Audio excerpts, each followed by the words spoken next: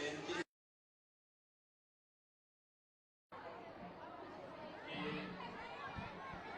प्रेरक, आयोजक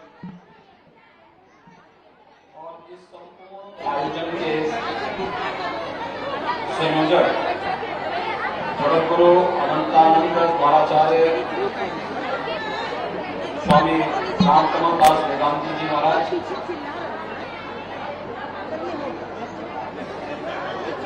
महामंडलेश्वर स्वामी संतोष दास जी महाराज,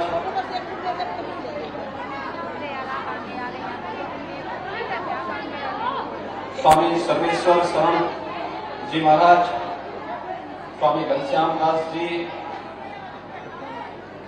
काशी वैष्णव विरक्त संत समाज, काशी से जुड़े हुए सभी हमारे पूज्य संतजन, प्रदेश सरकार में मेरे सहयोगी मंत्रीगण, श्री राजभर जी, श्री रविंद्र जायसवाल जी, श्री दयाशंकर मिश्र दयालु जी, माननीय विधायकगण, डॉक्टर नीलकंठ तिवारी जी, श्री सौरभ श्रीवास्तव जी, और इस महोत्सव कार्यक्रम के अवसर पर आयोजित वर्तमान कथा के इस कार्यक्रम में उपस्थित सभी श्रद्धालुजन, उपस्थित भाइयों बहनों,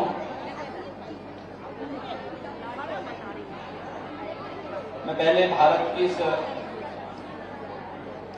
मध्यकाल की सर्वश्रेष्ठ परंपरा को,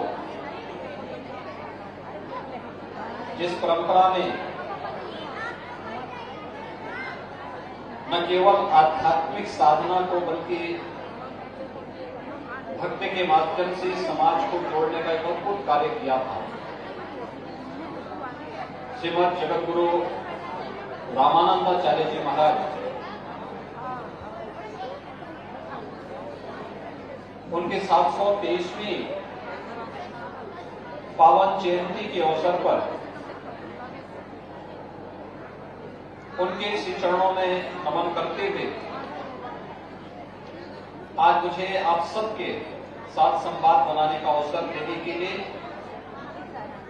जगतगुरु अनंतानंद द्वाराचार्य स्वामी डॉक्टर रामकमल दास वेदांती जी महाराज के प्रति हृदय से धन्यवाद ज्ञापित करता हूं कि उन्होंने मुझे आज आप सबसे मिलने का एक अवसर प्रदान किया है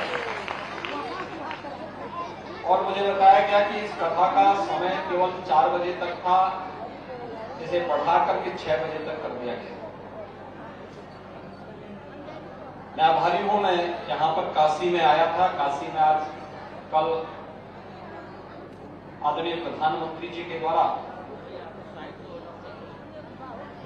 काशी की आध्यात्मिक और धार्मिक विरासत के साथ साथ काशी की परंपरा को एक नए युग की ओर ले जाने के कार्यक्रम का शुभारंभ होने जा रहा है और जिससे मैं यहाँ पर इससे पहले काशी के कुछ अन्य कार्यक्रमों में था और मैंने स्वयं जिज्ञासा व्यक्त की थी कि यहाँ पर मैं वेदांती जी महाराज के सानिध्य में आयोजित होने वाले कार्यक्रम में भाग नहीं ले पाया था, लेकिन इस बार मैं प्रयास करूंगा कि मैं आऊं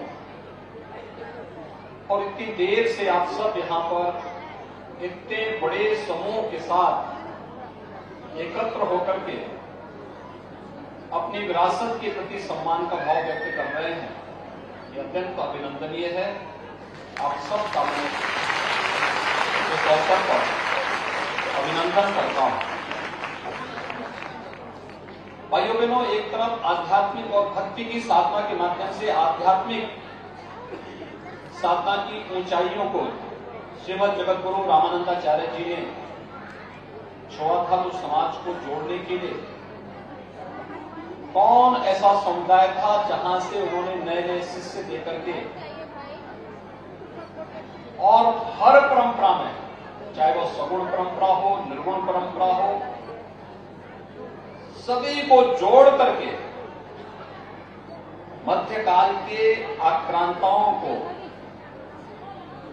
भक्ति के माध्यम से जो मुंहतोड़ जवाब दिया था, आज वही परंपरा है, उसी के कारण भारत बना हुआ है। 723वीं जयंती का एक कार्यक्रम हम एक ऐसे अवसर पर आयोजित कर रहे हैं जब हमारा देश आजादी का अमृत महोत्सव मना रहा है, यानी आजादी के 75 वर्ष पूर्ण करने के उपलक्ष्य में देश के अंदर अनेक कार्यक्रम हैं। और इस अवसर पर प्रधानमंत्री मोदी जी ने देशवासियों को पंचप्रण की बात की है। पंचप्रण में एक प्रण है कि गुलामी के अंशों को सर्वथा समाप्त करना, विरासत के प्रति सम्मान का भाव पैदा करना। यह हमारी विरासत है।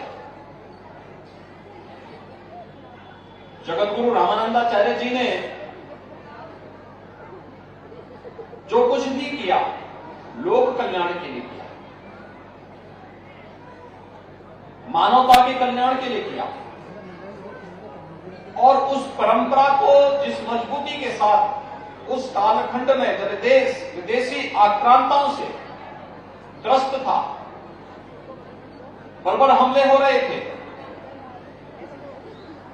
धर्म असुरक्षित था, समाज में वैमनस्यता के बीज बोए जा रहे थे, उस कालखंड में अपनी भक्ति और साधना के माध्यम से उन्होंने समाज के अलग अलग तबके को जोड़ करके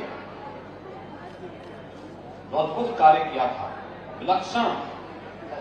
और आज सहसा उस पर हर व्यक्ति विश्वास कर पाएगा कि वास्तव में क्या ये कार्य उस कालखंड में देश के अंदर जागरण का काम भी, भक्ति की सभी परंपराओं को जोड़ करके अलग अलग जगह अपने विशिष्ट और उत्कृष्ट शिष्य को भेज करके उस परंपरा को आगे बढ़ाना, यह अद्भुत कार्य था।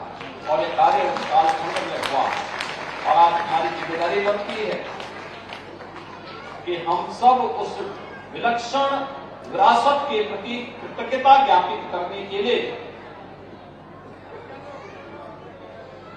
आजादी के अमृत महोत्सव वर्ष में जगत गुरु रामानंदाचार्य जी का भी स्मरण करके उनके श्री चरणों में नमन करें।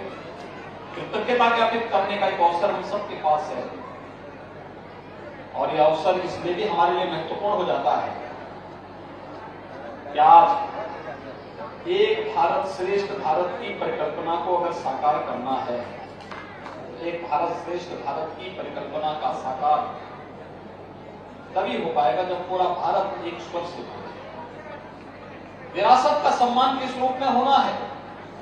काशी विश्वनाथ धाम प्रधानमंत्री मोदी जी के मार्गदर्शन और नेतृत्व में आज उसका एक उदाहरण है। अयोध्या में भगवान श्री राम के भव्य मंदिर के निर्माण का शुभारंभ होना, यह भी उसी कड़ी का हिस्सा है।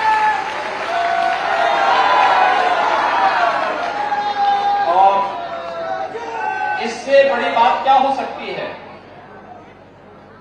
कि जब ये देश आजादी का अमृत महोत्सव मना रहा है, तो आजादी के अमृत महोत्सव के वर्ष में भारत उस ब्रिटेन को आर्थिक मोर्चे पर पिछाड़ चुका है जिस ब्रिटेन ने 200 वर्षों तक भारत में शासन किया। दुनिया की 5वीं बड़ी अर्थव्यवस्था भारत बना है, पहले ब्रिटेन था, आज से पिछाड़ करके भारत ने स्थान प्राप्त कर लिया।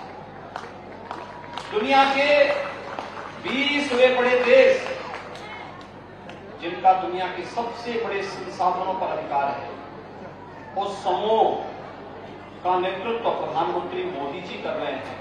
और हर काशीवासी ही नहीं, हर भारतवासी के गर्व करता ही, हर काशीवासियों के लिए और भी गौरव की बात है कि प्रधानमंत्री मोदी जी संसद में काशी से ही प्रतिनिधित्व करते हैं। तो काशी तो अविनाशी है। काशी अब तक भारत की आध्यात्मिक और सांस्कृतिक विरासत के साथ साथ शिक्षा के केंद्र के रूप में था। और कल प्रधानमंत्री जी इस कार्य को शुभारंभ करने जा रहे हैं।